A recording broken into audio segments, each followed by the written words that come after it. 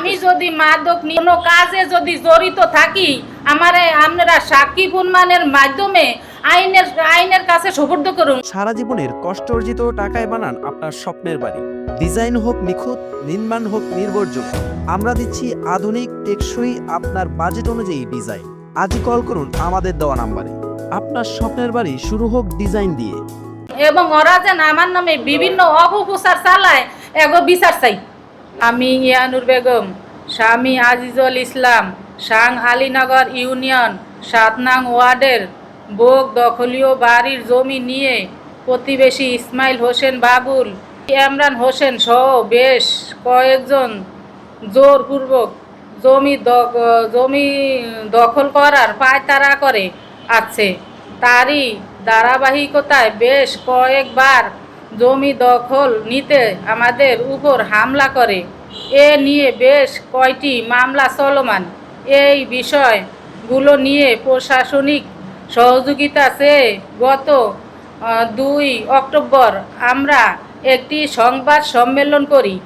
তারই জের ধরে গতকাল শনিবার ইমরান হোসেন ও বাবুলের নেতৃত্বে ভোলা প্রেস ক্লাবের সামনে একটি নাটকীয় মানববন্ধন করা হয়, যেখানে বলা হয়েছে আমরা মাদক ব্যবসার সাথে জড়িত।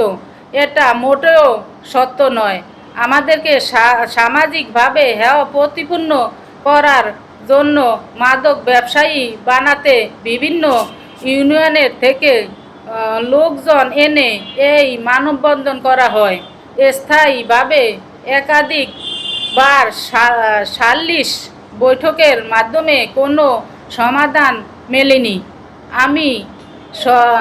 আমি সরকারি বিভিন্ন দপ্তরে এ নিয়ে লিখিত অভিযোগ দায়ের করি এবং প্রশাসনের কাছে বিচার চাই। এবং প্রশাসনেরও খারাপ মন্তব্য আমার নিয়ে প্রশাসনেরও খারাপ মন্তব্য করে, প্রশাসন পর্যন্ত এরা ছাড় দেয় নাই। আমি নাজিমুদ্দিন আলম, দক্ষিণ রুইতা ৭ নং ওয়ার্ডের বাসিন্দা।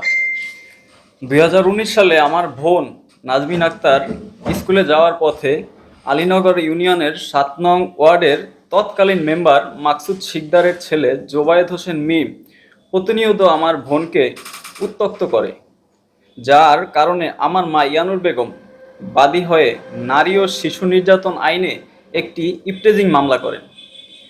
ওই মামলায় মাকসুদ শিকদারের ছেলে জোবায়েদ হোসেন মিম ১ মাস ১৮ দিন জেল খাটে। এই জন্য ২০১৯ সালে মাকসুদ শিকদারে ক্ষিপ্ত হয়ে আমাকে ঘুমের ঘরে লোকজন দিয়ে তুলে নেয় এবং আমার বাবা বাধা দিতে গেলে তাকেও তুলে নিয়ে যায়। তারপরে আমাদেরকে মাদক দিয়ে ডিবির কাছে তুলে দেয়। পরে আমাদের সামনে মাদক দিয়ে ছবি তুলে পর থেকে আমাদের মাদক ব্যবসায়ী বানিয়ে আমাদেরকে সামাজিক যোগাযোগ মাধ্যমে কুৎসা রটিয়ে দেয়। আমাদের নামে কোনো মাদক মামলা নেই। আমাদের নামে এই মাদকের অপবাদ দিয়ে সমাজে আমাদের সম্মানহানি করছে। আমরা তাদের বিচার চেয়ে প্রশাসনের কাছে এর জোর দাবি জানাচ্ছি।